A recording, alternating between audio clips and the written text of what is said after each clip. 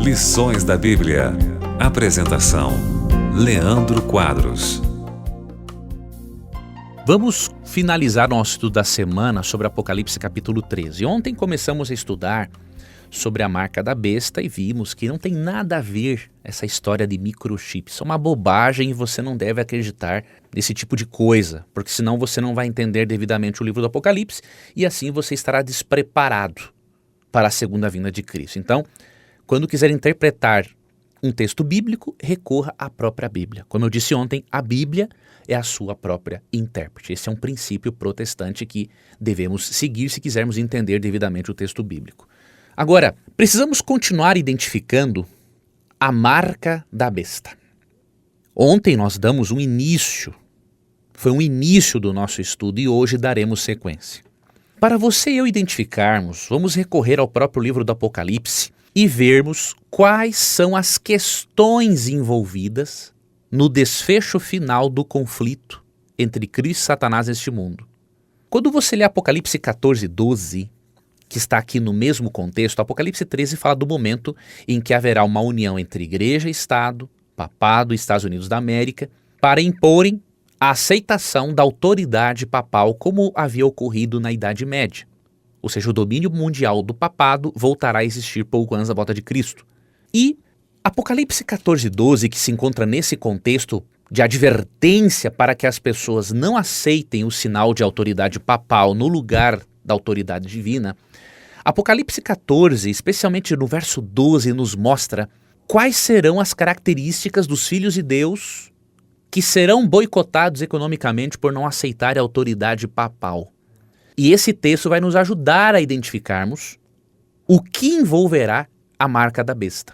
Apocalipse 14, 12 diz assim: aqui está a perseverança dos santos, os que guardam os mandamentos de Deus e têm a fé em Jesus.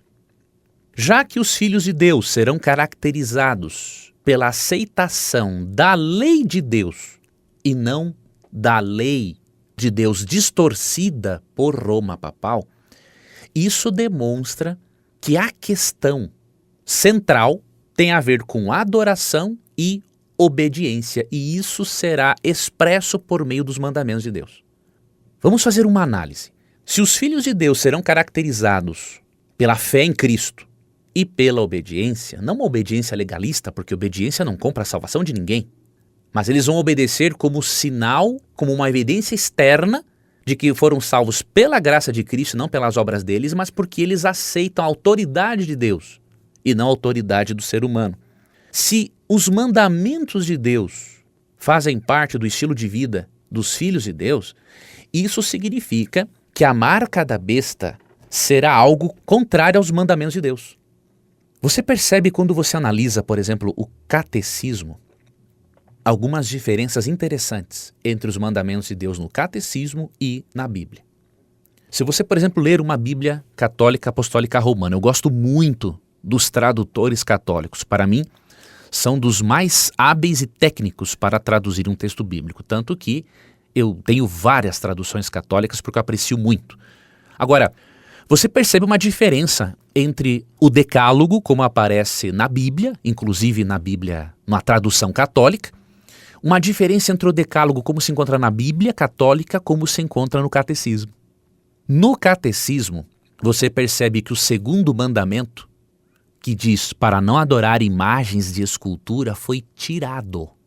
Você percebe que o quarto mandamento, que ordena a observância do sábado, foi substituído por guardar domingos e festas. E para suprir a falta do segundo mandamento, o 10º foi dividido em 2. Você percebe que houve uma adulteração da lei de Deus. E esta adulteração da lei de Deus é uma postura blasfema do papado em querer se colocar no lugar do legislador da lei, que é Deus. Jesus, em Mateus 5,17, não autorizou mudança alguma em sua lei. Ele disse: não pensem que vim revogar a lei ou os profetas, não vim revogar, vim cumprir. E ele continua: até que o céu e a terra passem, nem um i ou um tio jamais se omitirá da lei sem que tudo se cumpra.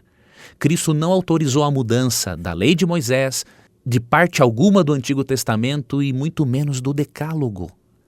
Então você percebe que a marca da besta estará associada aos mandamentos de Deus. Isso significa, amigo ouvinte, que as pessoas serão levadas a aceitarem um sinal distintivo da autoridade papal, no lugar do sinal distintivo da fidelidade a Deus. E juntando essas peças do quebra-cabeça, amigo ouvinte, percebendo a mudança feita na lei de Deus, que inclusive essa mudança foi profetizada em Daniel 7,25. Daniel 7,25 diz que o poder representado pelo chifre pequeno, que é o mesmo poder representado pela besta que surge do mar, em Apocalipse 13, este poder mudaria os tempos e a lei. Considerando, amigo ouvinte, que Deus tem um sinal da sua autoridade neste mundo, e este sinal está num dos 10 mandamentos, nós entendemos que a marca da besta será uma contrafação a este mandamento. Dos 10 mandamentos, amigo ouvinte, apenas um identifica a Deus como sendo o único Criador e digno de adoração. E é o 4º mandamento, o sábado bíblico. O 4º mandamento diz que devemos observar o sábado porque em 6 dias fez o Senhor o céu, a terra, o mar e tudo que neles há, e ao 7º dia descansou. Por isso o Senhor abençoou o dia de sábado e o santificou. O 4º mandamento apresenta as características de um selo. Ele mostra o seu autor, Deus. Ele mostra a sua função, Criador. E ele mostra o seu domínio, o planeta, o universo. Então, pouco antes da volta de Cristo, amigo ouvinte, nós cremos que haverá um decreto obrigando os cristãos a aceitarem o sinal da autoridade do papado, que será a observância do domingo no lugar do sábado. E quem não aceitar o domingo como dia obrigatório de guarda, ele será boicotado economicamente, como diz Apocalipse 13, 16 em diante, e ele não vai poder comprar e nem vender. Destaco para você uma coisa muito importante. Isto é um evento futuro. Nenhum irmão que guarda o domingo tem a marca da besta. É um absurdo pensar uma coisa dessas. Deus tem os seus filhos em todas as igrejas.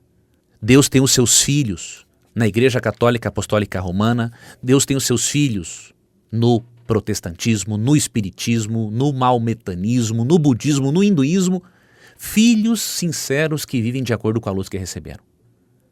Porém, no futuro, quando todas as pessoas tiverem o conhecimento de que o domingo será um sinal da autoridade papal e que será imposto com a ajuda dos Estados Unidos, um decreto dominical, e quando as pessoas tiverem toda a noção de que o sábado é o sinal de autoridade do Deus Criador, todas as pessoas terão de fazer uma escolha. Isso está no futuro. E eu finalizo deixando para você uma citação de Ellen White do livro Evangelismo, páginas 234 e 235. Ninguém recebeu até agora o sinal da besta. Ainda não chegou o tempo de prova. Há cristãos verdadeiros em todas as igrejas, inclusive na comunhão católica romana. Ninguém é condenado sem que haja recebido iluminação e se compenetrado da obrigatoriedade do 4º mandamento. Mas quando for expedido o decreto que impõe o sábado espúrio e o alto clamor do 3º anjo de Apocalipse 14, não é? Advertir os homens contra a adoração da besta e de sua imagem, será traçada com clareza a linha divisória entre o falso e o verdadeiro. Então, ou seja, no futuro, os que ainda persistirem na transgressão receberão o sinal da besta. Que essas informações, amigo ouvinte, bíblicas e históricas, tenham lhe ajudado a refletir nos eventos finais.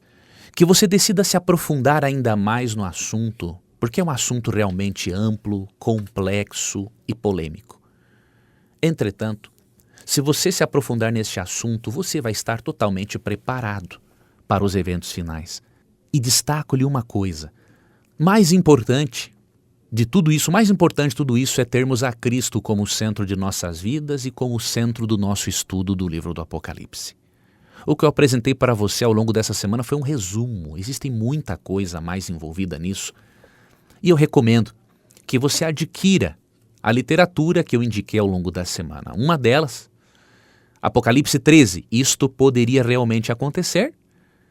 Tem um outro livro também muito interessante, Pelo Sangue do Cordeiro, de Vanderlei Dornelles. O primeiro livro é de Mervyn Moore, o segundo livro de Vanderlei Dornelles. Ambos os livros podem ser ferramentas preciosas para você se aprofundar na compreensão do livro do Apocalipse, especialmente no capítulo, em relação ao capítulo 13, que foi o capítulo que nós estudamos nessa semana. Esses materiais você pode adquirir com a Casa Publicadora Brasileira, pelo telefone 0800 9790606, 0800 9790606, ou você pode adquirir esses livros pelo site cpb.com.br. C de casa, P de Paulo, B de bola, cpb.com.br. Amigo ouvinte, seja um amigo de Jesus. Coloque a Ele como centro do seu estudo das profecias. Mantenha uma relação com Ele. Só assim você estará preparado, preparada para os eventos finais.